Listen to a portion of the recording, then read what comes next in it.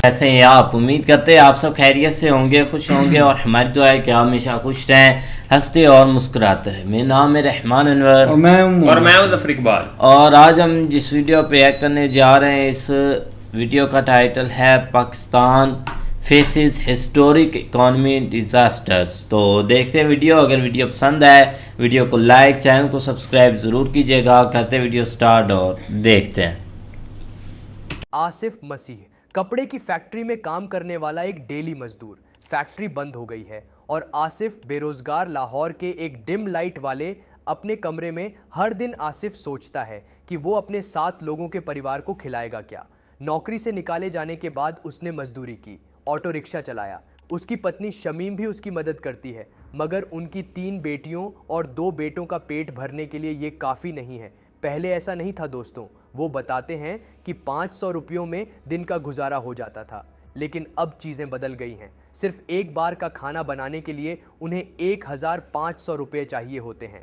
एक रोटी की लागत 25 रुपये तक है। जब खाना ही नहीं है तो आप इमेजिन कर ही सकते हैं कि क्या हालात होंगे। हालत ये है कि उनका कोई भी बच्चा स्कूल नहीं जाता। हाल के कुछ सालों में लगभग 1600 कपड़ा कारखाने बंद होने के बाद से आसिफ जैसे 7 लाख मजदूरों की यही हालत है। आटा चावल जैसी ज़रूरी खाने पीने के सामान की कीमत दोगुनी से भी ज़्यादा हो गई है।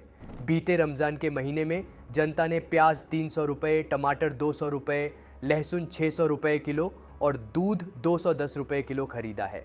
पिछले साल आपने पाकिस्तान की वो वीडियो देखी ही होगी जिसमें लोग खाने के पैकेट्स के लिए छीना झपटी कर रहे हैं। लेकिन बात केवल उस वीडियो की नहीं है, पाकिस्तान की अर्थव्यवस्था की है, जो आईसीयू में है और ऑपरेशन कर्ज पर किया जा रहा है, जिसे चुकाने के लिए और कर्ज लेना पड़ रहा है। ये नौबत आ गई है कि उन्हें अपनी इकलौती एयरलाइंस पीआईए तक बेचनी पड़ रही है। आप सोच रहे होंगे कि हमारे पड़ोसी की ये हालत हुई कैसे। 1960s में एशिया का लीडर कहाँ सुना जाने वाला देश यहाँ तक कैसे आ गया। अब क्या कोई सॉल्यूशन है या कोई उम्मीद भर नहीं आती? दोस्तों, आज के वीडियो में हम इन्हीं सवालों के जवाब खोजेंगे और इकोनॉमिक्स की वजह से किसी देश की जियोपॉलिटिकल स्टैंडिंग पर क्या असर पड़ता है वो समझेंगे। लेटेस्ट से ही शुरू करते हैं दोस्तों। पाकिस्तान इस वक्त गंभीर आर्थिक संकट में है। जैसा हमने आपको बताया, खाने के सामान से लेकर रोजमर्रा की चीजों तक सब कुछ महंगा हो रखा है। सरकार के पास केवल 14 बिलियन अमेरिकी डॉलर यानी 1,16,000 करोड़ रुपए का फॉरेन रिजर्व बचा है।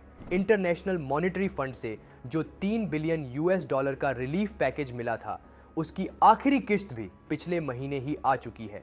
अब देश चलाना है तो सरकार को चाहिए पैसे, फिर इंतजाम कहां से हो? देश के प्रधानमंत्री शहबाज शरीफ ने इसका उपाय निकाला है कि सरकारी कंपनियों को बेचा जाए। तो अब पाकिस्तान अपनी इकलौती एयरलाइंस समेत सारी सरकारी फर्म्स को प्राइवेटाइज कर देगा, सिवाय अपनी स्ट्रेटेजिक एंटिटीज के। रीजन? क्योंकि पैसा नहीं है। अभी के हालात को और समझाने के लिए आपको कुछ फैक्ट्स बताते हैं। वर्ल्ड इकोनॉमिक आउटलुक के अनुसार पाकिस्तान में बेरोजगारी दर 8% के करीब है। आईएमएफ के अनुसार फाइनेंशियल ईयर 2023 में महंगाई दर 29.6% थी। पिछले साल के मई महीने में ये 37.97% तक पहुंच गई थी। स्टेट बैंक ऑफ पाकिस्तान के इनपुट्स बताते हैं कि दिसंबर 2023 में कुल एक्सटर्नल बोरोविंग्स 131.6 बिलियन अमेरिकी डॉलर है। अपनी 40% से ज्यादा एनर्जी सप्लाई के लिए देश इंपोर्ट्स पर निर्भर है। अब रूस यूक्रेन युद्ध हो या इजराइल हमास वॉर, कच्चे तेल की सप्लाई रुकती है। देश की अपनी रिफाइनिंग क्षमता भी इतनी नहीं है। इस वजह से करीब 4 करोड़ लोग अंधेरे में रहते हैं। उनके यहाँ बिजली तक नहीं पहुँचती।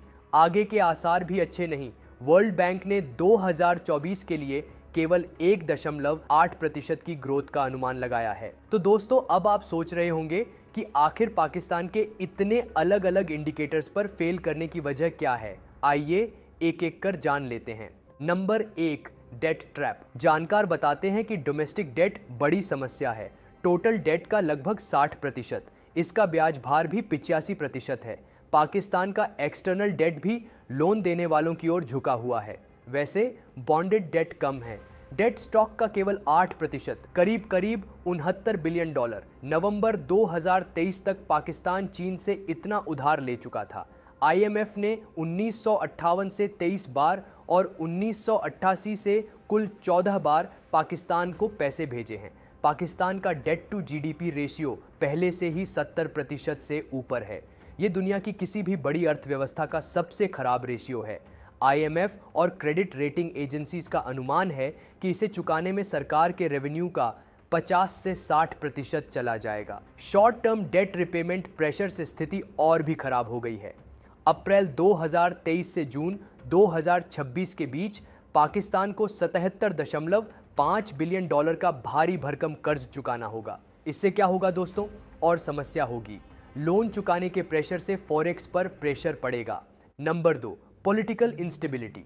हमारे पड़ोसियों के बारे में एक कॉमन बात जिसके लिए आप बार बार सुनेंगे, वो है पॉलिटिकल इंस्टेबिलिटी।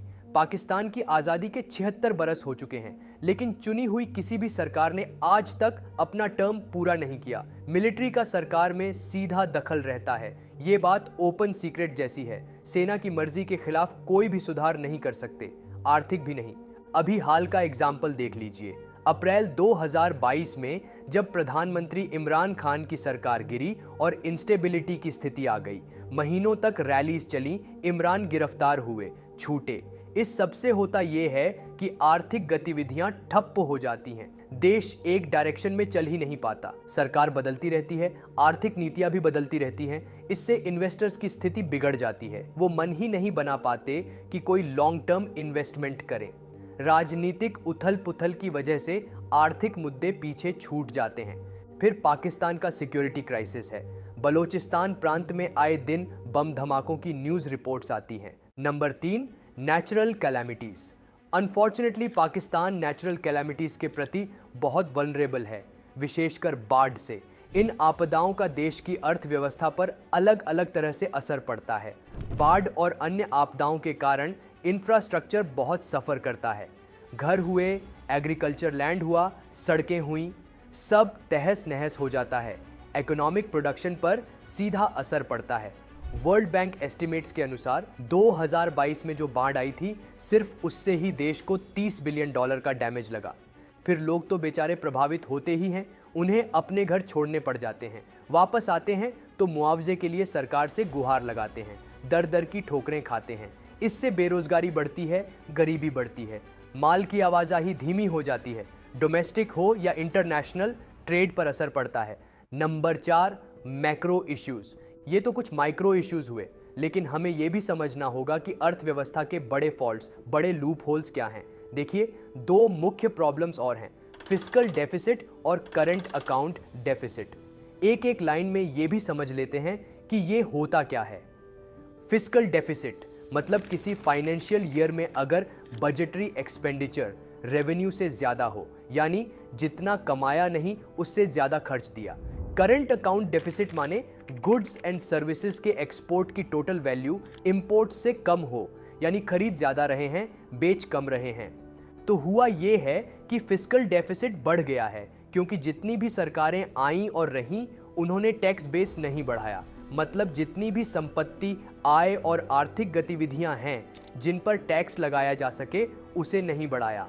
इसका एक रीजन ये हो सकता है कि देश के डेमोक्रेटिक इंस्टीट्यूशंस बहुत मजबूत नहीं हैं। कमजोर मैंडेट वाली सरकार वैसे भी बहुत कुछ नहीं कर पाती, बस सरकार बची रहे, उसका मेन फोकस यही होता है। और दूसरा, पाकिस्तान का करंट अकाउंट डेफिसिट। इसका रीजन भी पॉलिटिकल विल से जुड़ा हुआ है। अलग अलग सरकारों ने ह्यूमन कैपिटल में निवेश नहीं किया। ह्यूमन कैपिटल, शिक्षा और स्वास्थ्य की कमी के चलते देश वैसे वैल्यू एडेड गुड्स बना नहीं पा रहा जो एक्सपोर्ट बढ़ाने के लिए चाहिए। Number 5, labour productivity. Economic transformation database ETD के आंकड़ों के मुताबिक 1990 और 2018 के बीच पाकिस्तान की लेबर प्रोडक्टिविटी औसतन केवल 1.33% रही। आप बाकी देशों की स्थिति देखिए।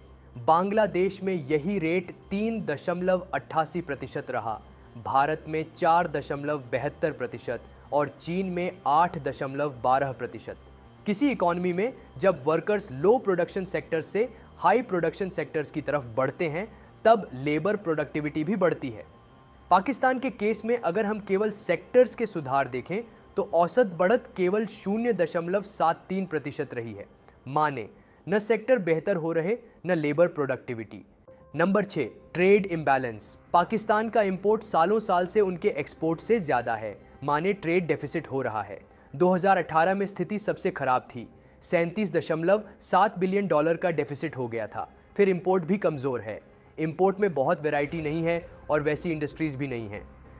अब ये तो हुई वजह कि पाकिस्तान की ये हालत है क्यों, मगर वो देश इस स्थिति में पहुंचा कैसे, इसके लिए आपको चाहिए हिस्टोरिकल कॉन्टेक्स्ट, पाकिस्तान का decade on decade track record, जिससे आपको कुछ पर्सपेक्टिव मिल जाए। दोस्तों, 1947 में विभाजन के बाद शुरू के सालों में पाकिस्तान की इकोनॉमी काफ़ी हद तक एग्रीकल्चर पर निर्भर थी, जैसा हमारे यहाँ था। मुल्क का ज़्यादातर लेबर एग्रीकल्चर में ही इन्वेस्टेड था और मैक्सिमम जीडीपी भी यहीं से निकलता था। 99% एक्सपोर्ट यहीं से निकलता था। मैन्युफैक्चरिंग सेक्टर से 7.8% और सर्विस, ट्रेड और बाकी सेक्टर से 39% जीडीपी बनता था। सरकार ने पब्लिक सेक्टर पर फोकस किया और आर्थिक और इंडस्ट्रियल डेवलपमेंट को जंप स्टार्ट देने के लिए इंपोर्ट सब्स्टिट्यूटिंग इंडस्ट्रियलाइजेशन पॉलिसी अपना ली। 1950 के दशक में पाकिस्तान में बड़ी बड़ी योजनाएं शुरू की गईं। हमारे देश की तरह ही 5 ईयर प्लान्स शुरू किए और हमारी ही तरह बंद भी हो चुके हैं। उस वक्त कोल्ड वॉर के दोनों प्लेयर्स माने अमेरिका और रशिया अपना खेमा बढ़ा रहे थे। यूएस को लगा कि भारत सोवियत की तरफ झुका हुआ है, तो उसने पाकिस्तान के साथ संबंध अच्छे किए, उन्हें बड़ी मात्रा में मिलिट्री और फाइनेंशियल एड दिया। तो इस एड और अपनी इंडस्ट्रीज की वजह से देश विकास के रास्ते पर चला, तो एग्रीकल्चर प्रोडक्शन में कुछ गिरावट आई। एक और चीज़, जिस डेट ट्रैप की बात हमने की, उसकी जड़ यही है। पाकिस्तान बाहरी पैसे को मोहताज होने लगा, जो पैसा बाहर से आए उसी को इन्वेस्ट करने लगा।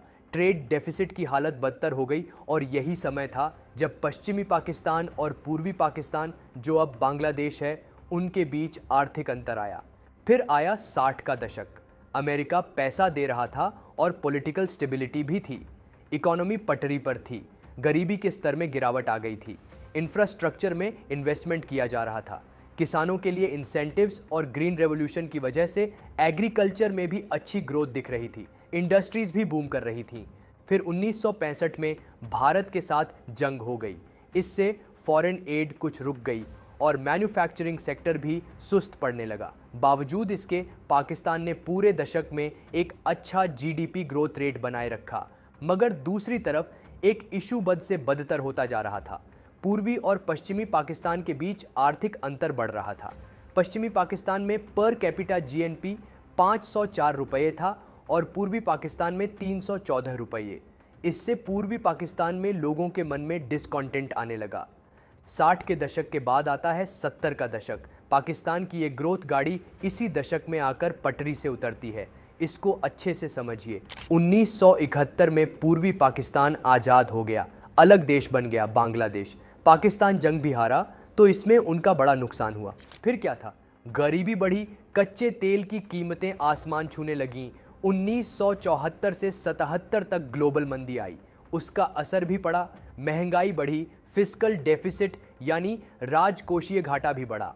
ऊपर से नेचर ने भी हमारे पड़ोसियों का साथ नहीं दिया। देश के कई हिस्सों में बाढ़ आई और 1974-75 में कॉटन इंडस्ट्रीज डिक्लाइन करने लगी। फिर 1977 में जिया उल हक ने मिलिट्री कू किया। तख्ता पलट के बाद आर्थिक नीतियां भी बदलीं, सरकारी कंट्रोल ढीला किया गया और प्राइवेटाइजेशन को धक्का दिया गया।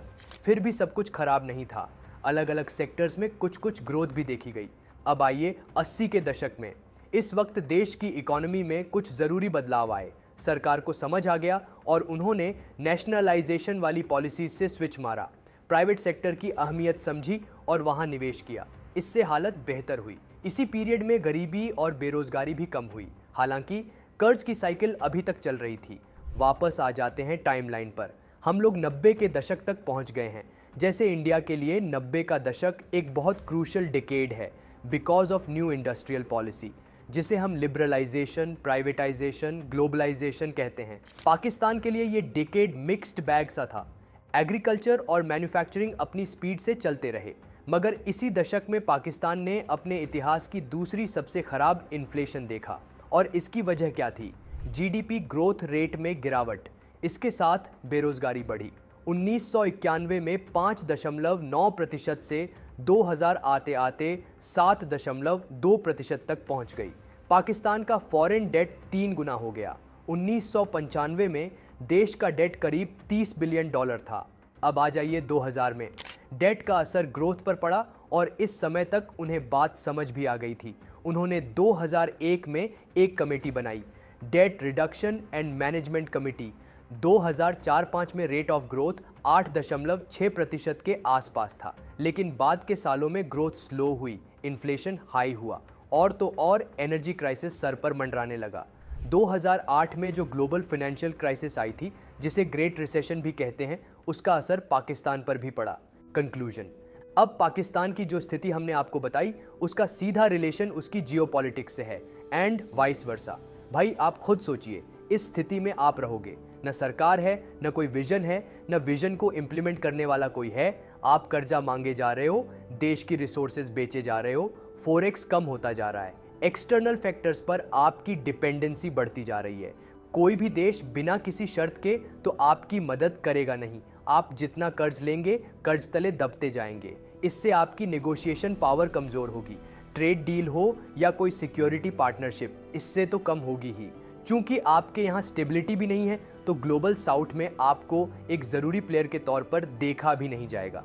बाकी देश इसका फ़ायदा उठाने की कोशिश कर सकते हैं। आपके पुराने से पुराने दोस्त रंग बदल लेंगे और इसका कोई एक सॉल्यूशन नहीं है। हर फ्रंट पर बिल्कुल यार, सर ने काफ़ी इंटरेस्टिंग वीडियो बनाई है और फैक्ट्स के साथ, मतलब जो एक स्टार्ट से पहले अब देखें ना कि एक सही ग्रोथ हो रही थी, कि वहाँ पर एक जो चीज़ें चल रही थी, एक 1950 से लेकर 60 के दरमियान ये चीज़ें जो है ना, इंडस्ट्री, एक इकॉनमी, एक हर चीज़ जो भी है पाकिस्तान के लिए ना, एक अच्छी चीज़ें चल रही थी। लेकिन ये कि अब की अगर बात की जाए ना, तब और अब में अब ज़मीन आसमान से भी अगर कोई ज़्यादा फ़र्क है तो वही पड़ गया है कि एक ना तो वो वाली एक कोई इकॉनमी आगे बूस्ट कर रही है, ना इन चीज़ों को कोई हैंडल करने वाला है।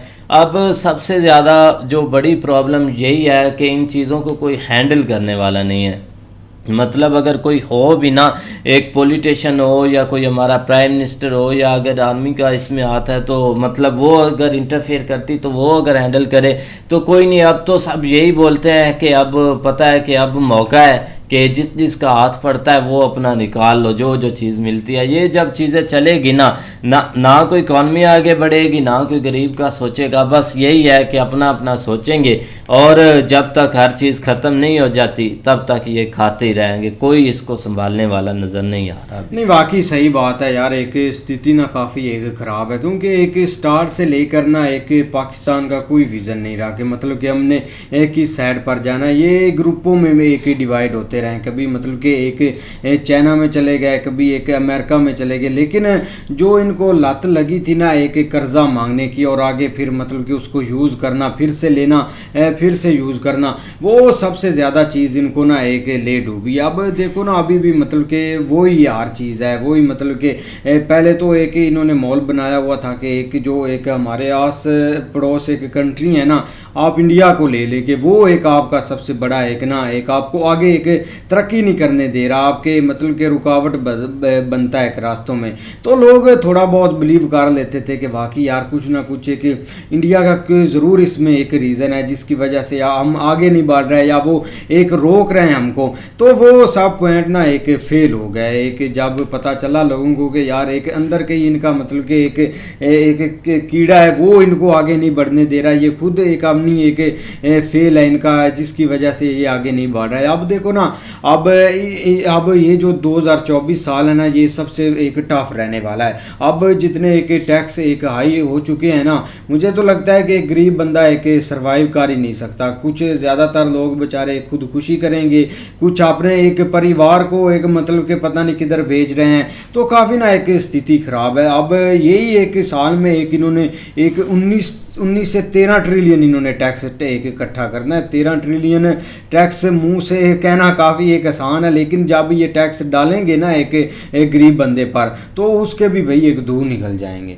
नहीं बिल्कुल ऐसे ही, लेकिन अभी तक देखा जाए तो इनका फोकस भी यही है कि हम जो भी ये हमारे टैक्सीज या जो भी हमारे खर्चे हैं ना, हम एक गरीब की जेब से ही निकलवाएं, और उसके ऊपर ये फोकस भी किए हुए हैं। और उस तरह का कोई एक सीन भी बना लेते हैं। मिसाल के तौर पे आप इन्होंने एक टारगेट रखा है कि हमने 3 अरब जो है ना वो एक टैक्स की सूरत में इकट्ठा करना। तो उसका क्या करते हैं, ये 5 रुपये क्या एक बिजली बढ़ा देते हैं, और साथ ही पेट्रोल प्राइस जो है ना वो एक 15-20 दिन के लिए बढ़ा के उसके थ्रू जो है ना ये एक डायरेक्ट टैक्स की सूरत में ये एक गरीबों के जेब से पैसा निकलवा लेते हैं। लेकिन मसला ये है कि अपने ऊपर ये किसी किस्म का बोझ एक नहीं डालते। बहरहाल जो भी है ना, लेकिन इन्होंने भाई एक शुरू से एक थोड़ा बहुत एक प्लान था, एक जब तक ये पॉलिटिशियन थोड़ा बहुत हाथ मारते हैं, लेकिन जब से मिलिट्री को हुए हैं ना एक तजर्बे शुरू हैं जो कि उस वक्त से लेकर अभी तक एक कैरी ऑन है, तो एक इस तरह के मसले क्रिएट होते गए। और उसमें सबसे बड़ा मसला भी सियासतदानों का अपना है। जब उन्होंने अपने हाथ एक खुद एक काट के उनके हाथ में रखे हैं या पकड़ा दिए ना, तो तब से ये चीज़ें चलती आ रही है। क्योंकि जब आप पपट बन के आगे एक प्रोटोकॉल इंजॉय करेंगे तो ज़ाहिर बात है एक मुल्क जो है ना वो पीछे से पीछे होता चला जाएगा। क्योंकि 2-3 चीज़ें आम है, जिसमें सबसे बड़ी चीज़ ये है कि आपके एक जो आपका रेवेन्यू है ना वो एक आपके एक्सपेंसेस से ज़्यादा होना चाहिए। जो आप बजट अनाउंस करते हैं वो अनफॉर्चुनेटली हर दफ़ा यही कहते हैं कि हमने ये टारगेट सेट कर दिया, हम ये करेंगे, लेकिन उसका कुछ भी नहीं होता। सेकेंडली डॉलर लाने के लिए आपकी एक्सपोर्ट बहुत इंपॉर्टेंट है, होम प्रोडक्शन या इस तरह की चीज़ें जो मतलब आप कोशिश करें बाहर की मंडियों में सेल करने के लिए, तो उसके लिए भी कोई इस तरह की इनकी ना पॉलिसी है ना इन्होंने कोई आज तक कोई ऐसा सीन किया है जिस वजह से एक लगे कि डॉलर बाहर से आ रहे हैं। अभी भी कुछ थोड़ा बहुत अगर इकोनॉमी स्टेबल फुली तो नहीं है, लेकिन ये कि जो एक बुक्स में या एक मीडिया के थ्रू हमारे सामने लेके आ रहा है उसमें यही है कि 3-4 अरब डॉलर जो एक फ़ॉरेन में लोग रहते हैं वो ज़ाहिर बात अपने प्यारों को भेजते हैं जो इधर उनके पीछे हैं, तो उससे को थोड़ा बहुत इनका सर्कट सीधा हुआ है, जिसकी वजह से ये शो करवाते हैं कि हम स्टेबल हो चुके हैं, हमें अब इस तरह का कोई। लेकिन आप ओवरऑल देखें तो कितना कर्जा है। अभी जो एक इन्होंने बजट अनाउंस किया उसमें जो 1/3 जो है ना इन्होंने कम अज़ कम एक कर्जे की जो किस्त है ना वो वापस करनी, और उसके लिए पता भी नहीं है कि पैसे किधर से आने, और उसके लिए ये कोशिश कर रहे हैं कि हम दोबारा IMF के पास जाए। मतलब ये कि एक नहीं अपने आप को जंगल में फंसा दिया। जितना अभी इन्होंने टैक्स लगाया है ना, एक IMF की जो एक नेक्स्ट इनको मिलनी है ना एक अप्रूवल जो वो ज़रूर मिल जाएगी, उसमें कोई रुकावट अब नहीं आएगी जितना ये टैक्स अब डाल रहे हैं। अब ये अपना आप ही भाई नुकसान करेंगे। जो एक गवर्नमेंट सेक्टर हैं वो लोग ऑलरेडी एक प्राइवेट की तरफ जा रहे हैं, और प्राइवेट जब यूज़ करेंगे तो कहाँ से ये टैक्स हासिल करेंगे। लेकिन बहुत काम ऐसे ही है। पेट्रोल के ऊपर सबसे बड़ी उनकी डिमांड थी कि आपकी जो लेवी लग रही है ना वो पहले 40 थी, उसको आप 60 करें। तो इन्होंने भाई एक हंसते खेलते कर भी दी है, जो कि जिसका असर एक नेक्स्ट 1-2 मंथ में एक पेट्रोल की प्राइस बढ़ाने की सूरत में हमारे सामने आएगा। लेकिन बहरहाल कोई समझ नहीं आ रही कि यार ये किस तरह सीन चलेगा। बिल्कुल, तो उम्मीद करते हैं आपको वीडियो पसंद आएगी। अगर पसंद आए वीडियो को लाइक, चैनल को सब्सक्राइब ज़रूर कीजिएगा। मिलते हैं नई वीडियो के साथ, तब तक के लिए अल्लाह हाफ़िज़।